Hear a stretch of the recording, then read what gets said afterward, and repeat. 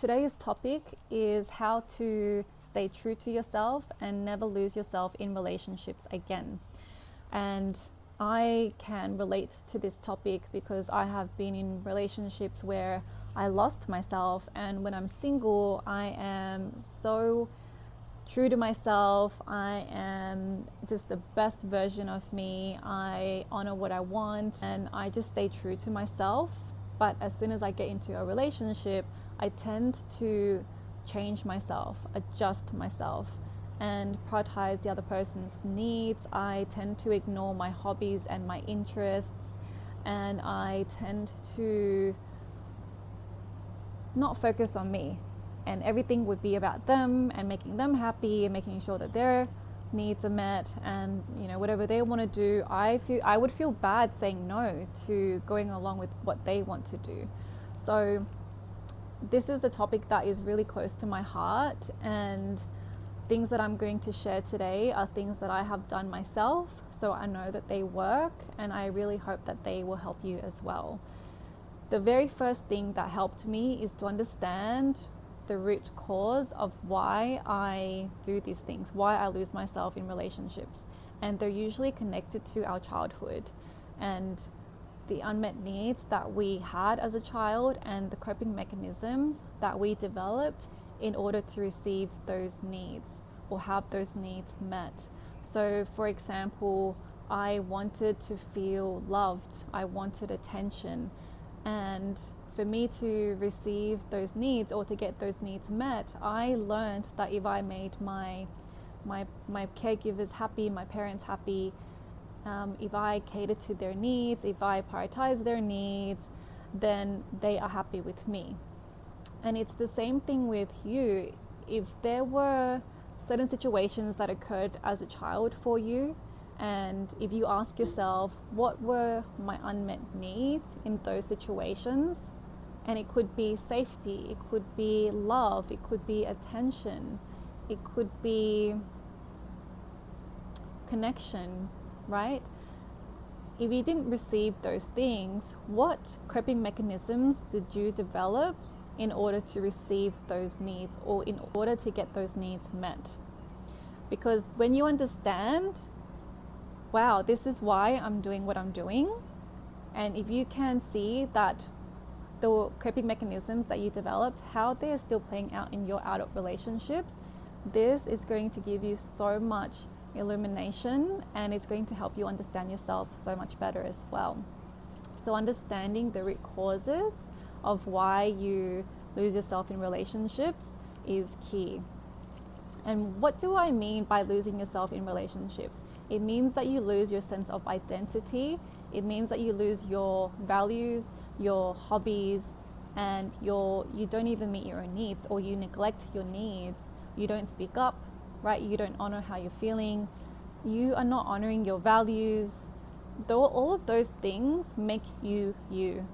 And if you are with someone where you have to change yourself in order to be with them and prioritize their needs and do whatever they want, then most of the time that relationship is not going to feel fulfilling to you, because one, you're not even honoring who you truly are, and two, it's not a healthy relationship, because two people should come together, two individual people should come together and have their own separate interests, their own vision for life, their own goals, their own dreams, and they know that they are emotionally responsible for themselves, and that they are responsible for their own actions. And when you two come together, you still honor your individuality, and you also have shared hobbies, you also have shared interests, you have shared values, you have shared dreams, shared goals. But that doesn't mean that your individual goals and your individual dreams and your individual values disappear. No, they're still there. But if you don't even acknowledge or honor your individuality, that is how you lose yourself. Because can you imagine that you come together with another person and everything is about them, everything is about meeting their needs, doing what makes them happy, honoring their feelings, their values, and you are just you're being left with none of that. And that's why you lose yourself. That's why you feel drained. That's why you lose your spark in relationships. So the way to get yourself back, okay, the very first step, we've already talked about it, is to understand what were the unmet needs as a child. Or if you can ask yourself, like, what are the unmet needs that you want from this person, and how are you going about getting it? So if it's love that you want, how are you going about getting it? Ask yourself these things, reflecting on your patterns, your behaviors, your past experiences, and trying to see if that is connecting with how you're showing up in your relationships right now. That is going to give you such a beautiful boost to your journey of never losing yourself in relationships again. So once you have that understanding and awareness, you can then move on to the next step, which is to meet your own needs. So if you had an unmet need of feeling loved or feeling safe or receiving attention, it's actually our job as an adult to meet these needs ourselves. Yes, our partner can help us meet those needs, but it's not our partner's job to meet every single one of our needs. They're not our parent, right? But we treat them as our parents because we probably didn't have those needs met, and we are now still looking for those needs to be met in a partner, which is not the case. So that's why knowing how to meet your own needs is really important, because then you are coming together with someone who knows how to meet his own needs as well, and you are two whole individuals that are not totally dependent on each other. That is codependency, that's unhealthy dependency. So how do you meet your own needs? If it's safety, ask yourself, what does safety look like to me? If it's love, what does love look like to me? You can even close your eyes and just ask yourself this question: what does love look like to me? What are the things that would tell me that I am loved, or that would give me the feeling of love? Close your eyes and do the same thing with any other need that you have that you want to meet. What does it look like for me to feel safe? What does it look like for me to receive attention? And how can you do those things for yourself? So for me to feel loved, it looks like me honoring my feelings, me honoring what I want, me honoring what I don't want. That looks like love for me. And I have to be the one to honor my feelings. I have to be the one to honor what I want and what I don't want. That to me feels like love. And also just words of affirmation to myself, like I love myself. You know, sometimes I'll even look at myself in the mirror and say, I love you, and truly believing it and truly feeling that love that I have for myself. So you have to do the same thing with your needs. What does safety look like for you? What does receiving attention look like to you? And how can you give that to yourself? If attention just looks like you hearing yourself and you listening to yourself, are you hearing yourself? Are you listening to yourself, right? Like, are you hearing your thoughts? Are you taking the time to listen to your heart? Listen to what you want to do and just be like, oh my gosh, I hear you. I hear you. When you can do these things for yourself, there is no need for you to be totally dependent on another person to do that for you. So this step in itself, it will just make you feel like, oh my gosh, I know how to meet my own needs. And you will feel whole, you will feel powerful. You don't even need another person to be with you in order for you to feel loved, to feel safe, for you to feel like you matter, that you're important. You can start feeling those things now by giving those things to yourself. After that, the next thing is to get clear on your values. What do you value in life? What is important to you? I was so obsessed with the concept of values ever since reading that book by Mark Manson, I think his surname is. He talks about how to not give an F. That book just changed my perspective, and it taught me, like, when we are not living in accordance with our values, we are not staying true to ourselves, because our values point to who we are, because our values, they are literally what's important to us. And if you can imagine, if you're not living life in accordance to what is important to you, then you won't feel like yourself. You won't feel fulfilled. You won't feel like you are living to your full potential. So ask yourself, what are the things that are valuable to me? What are my values for life? What's important to me? And it could be so many things. Don't limit yourself to just 5 things. Think about 3 peak moments in your life. What are the 3 peak moments in your life? And think about what 3 values were present in each of those moments. So for me, one of those moments was when I graduated and I became admitted as a lawyer. And the 3 values that were present for me was achievement, status, and recognition. And so I value recognition, I value status, I value achievement, right? And it could be so many other things. Like, another moment of mine was when I traveled to Europe. I did a 2-month trip, and it was meant to be on my own, but luckily I was able to travel with one of my girlfriends, and we had a really fun time together. But I also went to Egypt by myself, and I did a tour with a group of people in Egypt, and it was just the best experience of my life. And I asked myself, what 3 values were present in that moment? And it was adventure, it was growth, and it was spontaneity.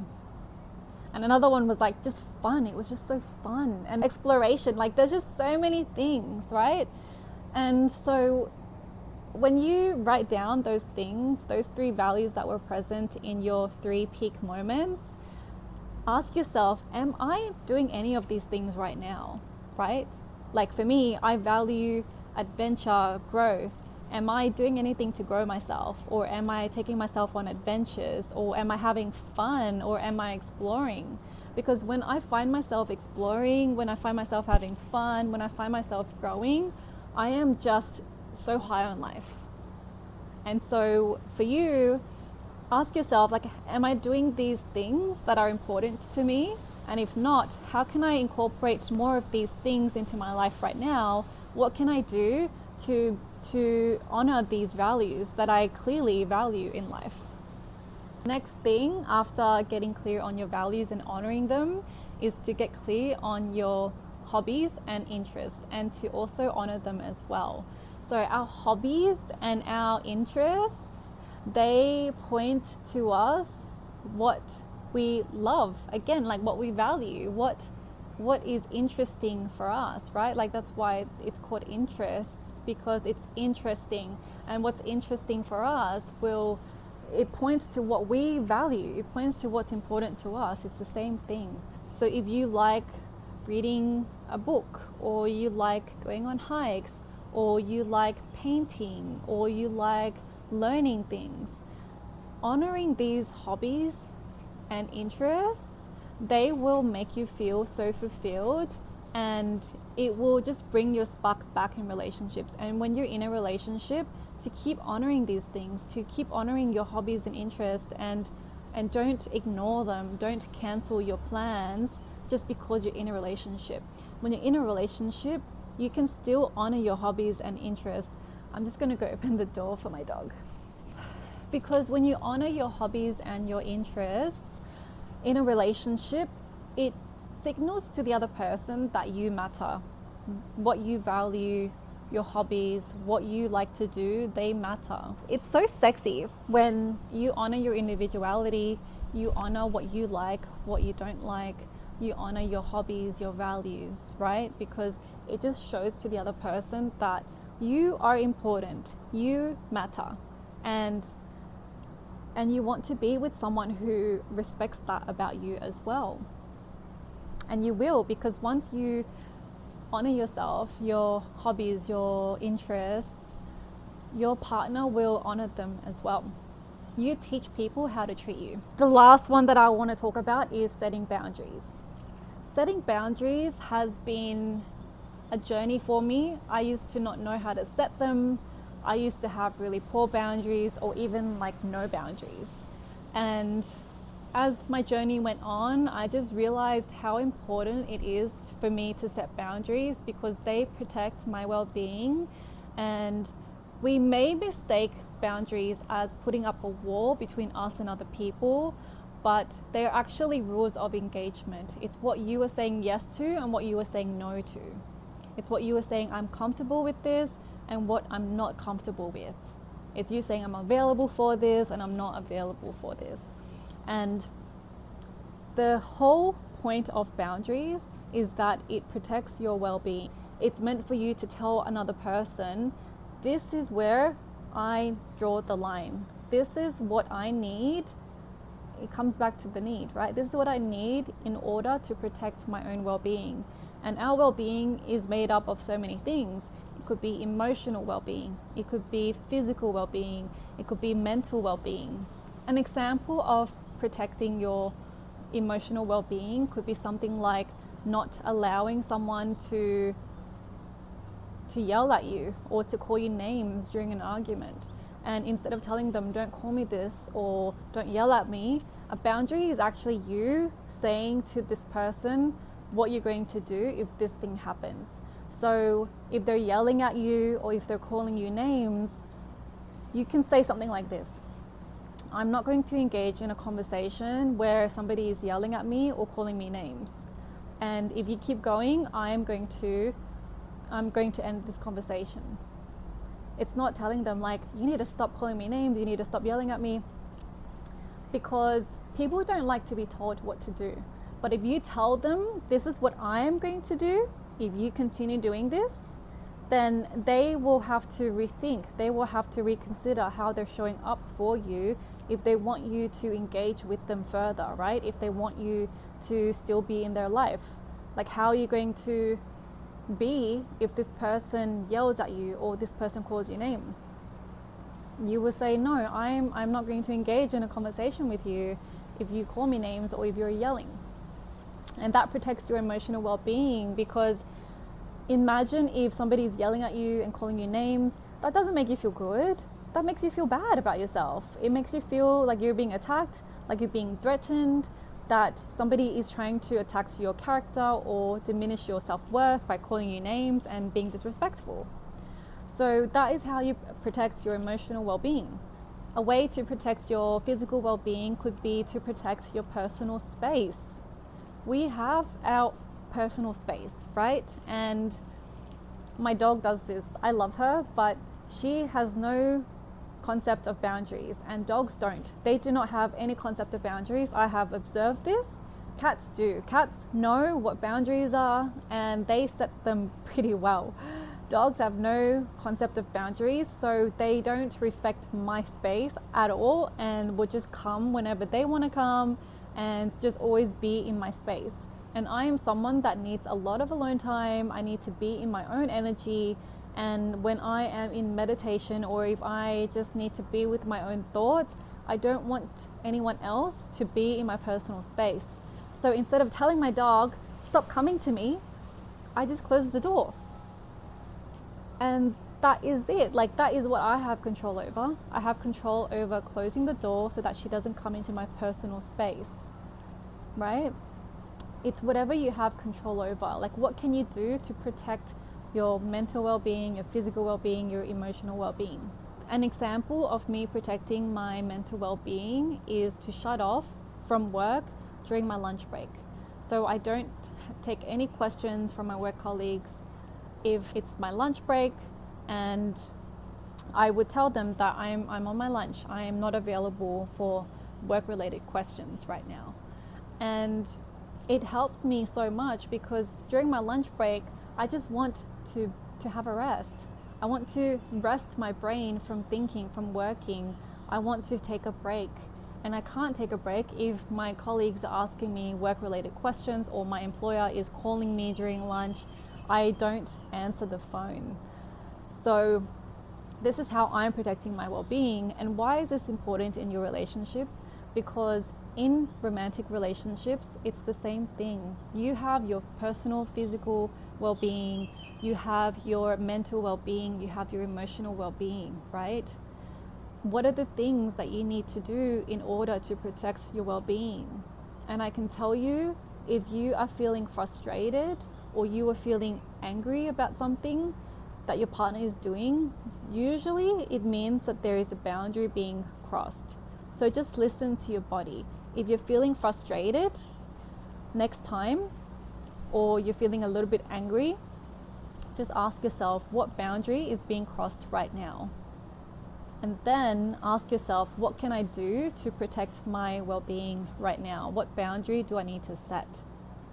And this will allow you to have healthy relationships, because your partner would then understand how they should engage with you, what you need in order to protect your well-being, and they'll be able to respect that as well. And if your partner doesn't respect your boundaries, then that is a big sign that they just don't care.